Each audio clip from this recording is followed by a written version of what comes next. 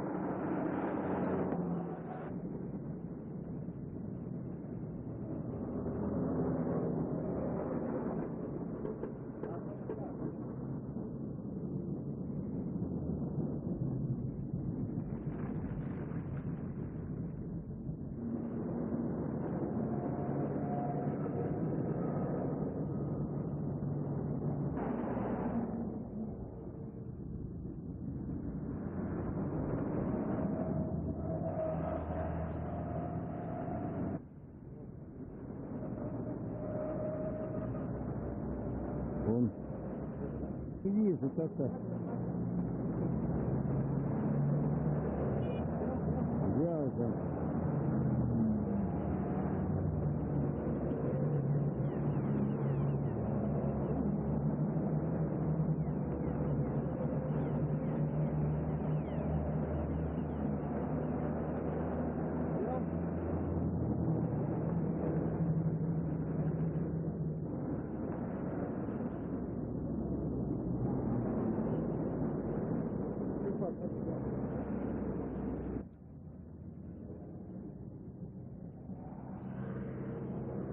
Налево можно, да?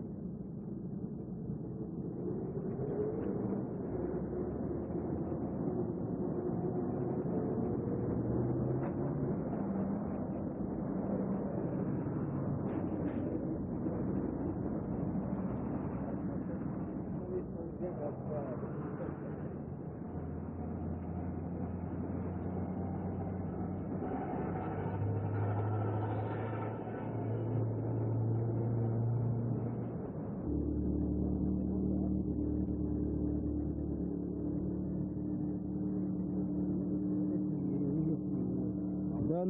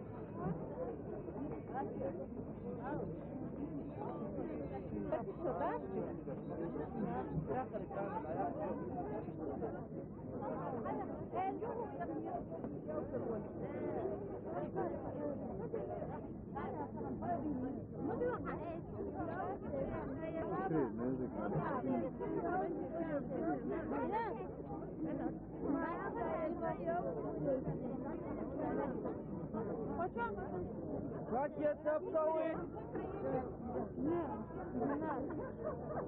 Не надо.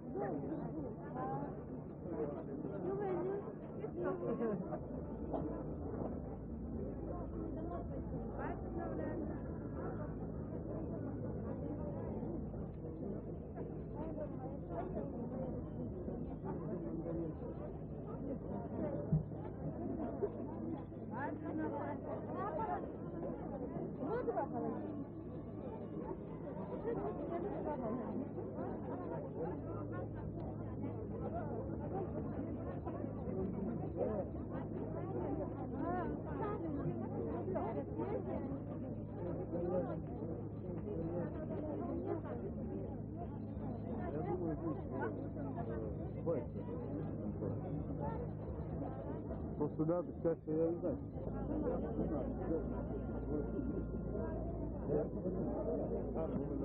لا شوف غالي يقوى Привет, пожалуйста. Maskeli. Tu ne vidiš. Kako ti je študija? Ne znam ti. Kako to?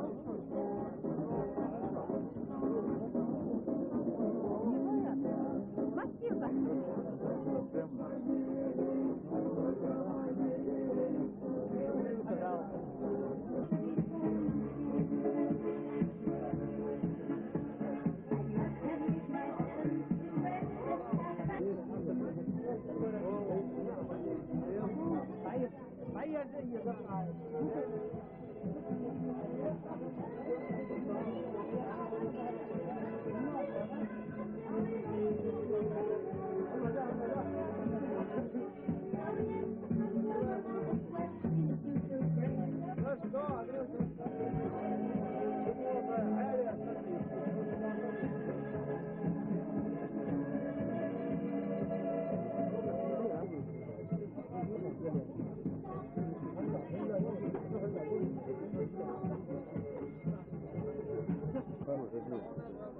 Восьмой надо, да? Или шестой.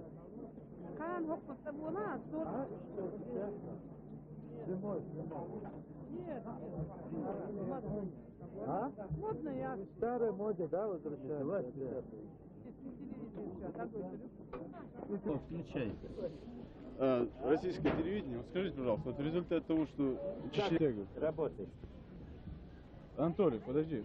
Российское телевидение, скажите, пожалуйста, вот результат того, что Чечня объявит самостоятельность, могут последовать такие меры со стороны России, как перекрытие, скажем так, границ, и Чечня будет заблокирована. И поступление, вот я смотрю, у вас много выбор товаров, и поступление товаров, наверное, перекроется. Вот скажите, как вы смотрите на это перспективу, скажем так, не столь хорошую? И в результате вот того, что перекроют границы, как вы можете работать, как ваш бизнес будет продолжаться в этом отношении? Я думаю, что это вообще все лишнее. Что лично? Ну вот, чтобы перекрыть границы, вот это, отделиться, я никогда об этом не думаю. Мне из России, и все совсем... Для того, чтобы перекроют границу, могут, скажем так, завоз товаров в Чечню резко ограничиться. Скажите, пожалуйста, вот результат этого, как вы можете продолжить свой бизнес и как вы смотрите на эту перспективу, скажем так, плачевную? Никак, наверное. Откуда будет бизнес, если у нас перекроется? Но поэтому российские власти заявляют, что надо находиться в составе России, чтобы границы не прикрыли. Но тот курс, который держит, скажем так, нынешнее правительство Чечни, оно как раз-таки на курс ориентирован на отделение из состава России, от России. Вот как вы сами, вы голосовали, принимали участие? И за кого вы голосовали, если не секрет? За Маскадова. Почему? Ну, более интеллигентный, более такой, кажется, что он лучше из других, которые Понятно. состояли. Ну, Масхадов также заявлял, что Чечня выйдет из состава России. Правильно? Правильно.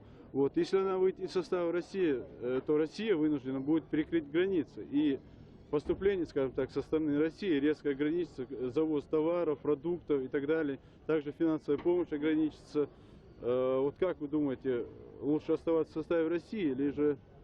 Если у меня это спрашивают, Да. я бы осталась бы с Россией. Если у меня спрашивают. Но кроме меня голосов очень много. Я всегда хочу остаться, как были, так и остаться. Мне никакой войны не надо, никакой Чечня не надо мне. Мне лишь бы где было жить. Не воровали, не хулиганили, не убивали. Вот это мне самое главное. А то, что будут нас закрывать или что-то, я бы этого не хотела, конечно. Если я мать 5 детей, я очень хорошо знаю, что такое война. Я вот не хочу войны, я хочу свободно жить. Пусть закроется бизнес, пусть нам дадут работу. Я бы с удовольствием пошла бы уборщицей работать или сторожем работать. Самое главное, чтобы не было войны. Я Хорошо. отдельно жить не хочу. Я состав России вот так хорошо жила. До сих пор жила и дальше хочу жить.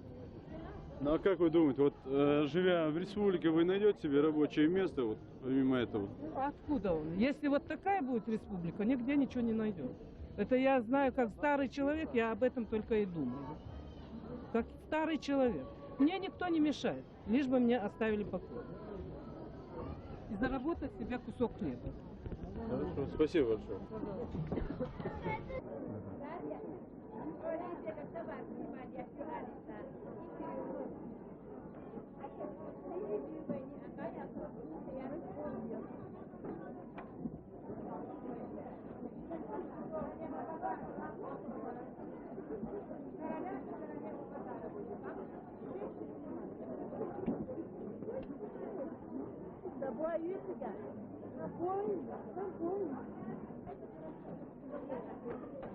Тут куразе возьмут, дубленки куразе возьмут. Праздник с новым президентом будет. Что, Энстин, в новом государстве. А? Положи. Все на праздник куразе пройдут. Самый дипломатичный президент у нас будет. Желательно было, чтобы восставил был, что поделать. Раз воля всемогущего на восхаду выпала. Когда работа войдет в свое русло, вот когда займусь своей работой. А какой работой? Я в школе учительницей работаю. Уроки родного языка веду. А в течение 27 работала в начальных классах. Историком, геологом. Всякое попадало на мою долю.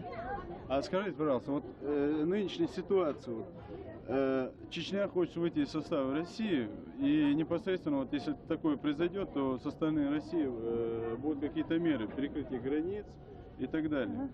Вот скажите, пожалуйста, в этой связи, как вы относитесь к такой перспективе? Во всех ситуациях чеченские парни найдут выход за границу. Так что насчет этого мы никогда не волнуемся, хотя останемся с Россией, хотя и в рознь. Так там, я не политик, конечно, но это решат мужчинам. Даже если перекроют границы, чеченские парни найдут выход, да? Найдут выход из положения, еще как. У нас ребята умные, но честь никогда не продают. Все, спасибо. Все, пора.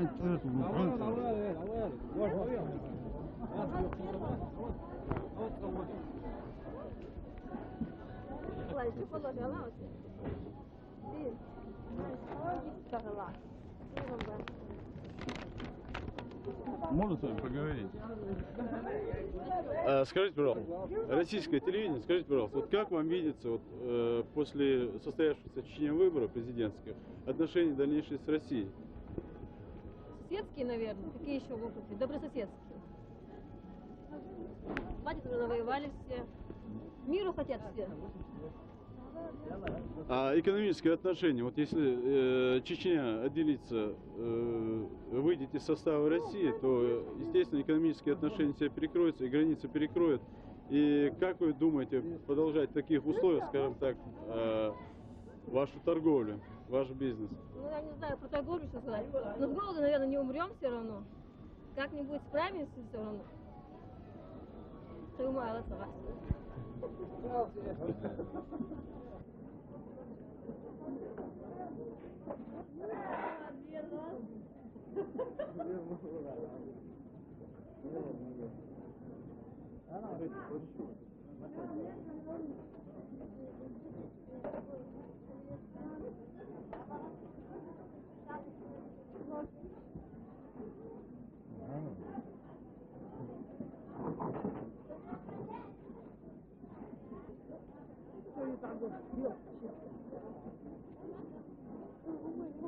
Как, нормально? А скажите, в Чечне выборов, как вам видится дальнейшие отношения России с Чечней или Чечни с Россией? Почему? Неплохо будет, все хорошо будет, все уладится. И с Россией, и с Чечней. Надо все по-мирному.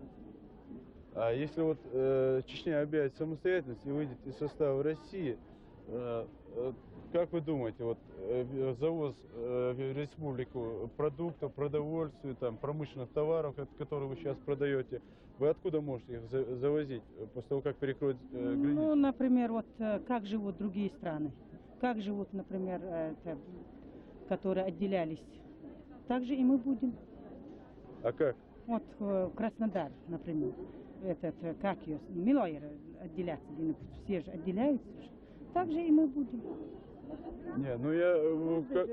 Каждый же отделяются и живут, и неплохо живут. А вот... Люди хотят, что делать? Вот если отделиться, основной завоз промышленных продовольственных товаров из России же, если перекроют границу, то откуда вы можете завести в республику? Этот товар, думаете, из Москвы, из России? Нет. Это же не из России. Проживем. А откуда? Ну, с разных стран. С Турции, с Эмиратов, с Польши, с разных стран. Женщины ездят. Живем. А как поездки? Через Москву или прямо из Чечни? Почему через Москву? Через Баку едем, через Севцовск. Раз таможенные, мы же также будем платить, и раз надо, таможню заплатим, как же они не будут пропускать? Границы же, везде границы, и проходят люди. Ну, раз люди хотят, что ж делать? Спасибо. Так, все нормально. Российское телевидение, скажите, пожалуйста, вот после состоявшихся выборов в Чечне, Чечня собирается отделиться из состава России, образовать самостоятельное государство. Вот как вам видятся дальнейшие экономические и политические отношения Чечни с Россией? Ну, я относительно себя я могу сказать. Я лично не хочу отделяться ни от кого. Мне никто не мешает. Я хочу дружить со всеми. Мне все равно, русский, армянин или кто еще там. Но отделяться, я считаю, это не очень-то приятно будет. Потому что только экономические, торговые отношения позволят лучше жить. Тем более, что у нас республика разрушена. Все надо восстанавливать. Начинаем с ложки. А как в консервной банке, мне кажется, жить? Как это возможно? А скажите, вот ситуация такая, вот республика разрушена, как вы думаете, Россия в этой ситуации поможет республике восстановить инфраструктуру свою? Ну, она должна вообще-то восстановить. Я не знаю, как она поведет себя. Если разрушили, то и должны восстановить, мне кажется. Мы не виноваты же. Народ в чем виноват-то? А если наказать, если кого надо? Да, Меня не надо снимать, я так скажу. Меня только не снимайте. А если Ну, наказать, должны кто-то должен... восстановить. Не надо меня снимать. Я говорю, кто-то должен ответить за все это сделанное. Например, лично я вообще, честно, вот если сказать, только меня не снимайте, я мил все сделанное нам. За что пострадал и кто нам должен ответить. Если действительно в России накажут того, кто натворил это дело, кто-то понесет наказание за это, пожалуйста, например, но этого не будет никогда. Это мы знаем, что наказание за это никто не получит. А вот так, чтобы никто, кто как хочет, карабкайся, лично с такой Россией, лично я бы не хотела. Но Россия согласна помогать в том случае, лишь в том случае, если Чечня будет находиться в составе России. Подождите, а по какому праву тогда нас бомбили? Надо сначала вот за содеянное отвечать. Отвечать тоже, по какому такому праву нас бомбили? Давайте с самого начала. От того, что мы захотели отделиться, нас бомбили. Ну, отделили бы и все, жили бы так. А раз не отделили, Если и не бомбили, и не отделили. Ладно, теперь, если вы будете отделяться, мы вас разбомбили, мы вам платить не будем. Вот так получается, так же? А вот то, что разбомбили, если они имели право бомбить, ладно, я ничего не говорю. Но если не по праву бомбили, так будьте любезны, заплатите, восстановите так, как было. И потом мы подумаем, захотим мы отделиться или нет. Это большинство мнений. Может быть, кто-то там. У меня многие родственники в России. Мне это будет больно, кто-то там пострадает. Но вот то, что здесь содеянное, это надо в буквальном смысле ни фашизм, никто. Вот в течение сколько послевоенной 70 или 40 лет идет, так же, говорят о фашизме. Кто-то там какой-то процесс прошел за концлагеря, кто-то же ответил. Давайте сначала наказывать за то, что сделано, а потом будем говорить, хотим мы или не хотим. Хорошо, а вот... Дело в том, что Чечня уже отделилась. Если бы не отделилась Чечня бы от России, то бы мы не воевали бы, понимаете? Наши братья бы не воевали бы с русскими, если не отделились. Мы не пришли на вашу землю, понимаете? Вы пришли на нашу землю и убиваете наших детей, братьев. У моего мужа, брата, сына, 15-летнего ребенка зарезали за то, что он только шел посмотреть, дом разрушили, его дедушки с бабушкой или нет. Его зарезали русские солдаты. Мы его 3 дня искали, нашли похоронить. Какая может быть любовь к ним? Как можно говорить про это? Я не понимаю. Наших братьев резали, убивали, на нашу землю пришли, а потом говорить, вот казаки выступают, этих чеченцев туда, эти разговоры. Как можно понять? Мы отделились уже в 91 году. Про это не нужно и говорить даже. Об этом не идет речь, об отделении. Может, мы конкретно не подписали, уже документ же был, никакого документа уже нету, подписанного документа, в том, что мы в составе России, нет уже такого документа, насколько я знаю. Мы воевали с Россией, наши братья, отцы воевали, сестры, много женщин воевали в этой войне. Мы провоевали эту войну, чтобы не быть в составе России. Так неужели вы думаете, что после этого мы войдем в состав России? Это уже, да. После того, то, что Это совсем другое. а восстановить Чечню или нет? Это уже, как говорится, да, проблемы наши, потому что Россия сама голодная. Мы же видим женщин оттуда, которые приезжают, люди. Многие возвращаются в Чечню. Много примеров из России. Потому что даже русских там не признают, как русских, уехавших отсюда. Они говорят, очеченились. Ой, вот женщина около нас приехала, по соседу, говорит, очеченились, нас не признают за русских там. Говорит, у вас даже свои там проблемы, вот езжайте обратно в свою Чечню, говорят. Я не понимаю. Единственное, что я могу сказать, мы уже вышли из России, об этом не надо и говорить. Кто бы ни пришел бы вот после Ендербиева, Масхадов, он разделяет ту же точку зрения. Первое в том, что он говорит, это о том, что Чечня будет отдельным государством. С Россией могут быть у нас отношения, ну как два государства, понимаете? Как между государствами. И они должны, мне кажется, восстановить все-таки. Моральный ущерб никогда не восстановится. Я никогда не смогу забыть то, что они сделали. Я видела мертвых, я видела много мертвых, понимаете? Говорят, вот российские матеря. Вы просто посмотрите, каждый вечер наше чеченское телевидение тысячами и тысячами не могут до сих пор найти своих братьев, сестер. Насильно увезли на БТРе, насильно увезли женщину на БТРе, свидетелей, и деньги дают, и клятву на Коране дают, лишь бы нашли бы вот этих братьев, сестер. Многих в плен забрали. Я знаю многих боевиков, командиров вот этих полков, которые отдают просто так. Матеря приезжают, ну что поделаешь, отдают. Есть, конечно, которые и за деньги продают вот, солдат в плену, а наших не отдают. Наших даже вот просят женщин, хоть бы труп отдали бы, трупа даже не отдают для наших. Что мы?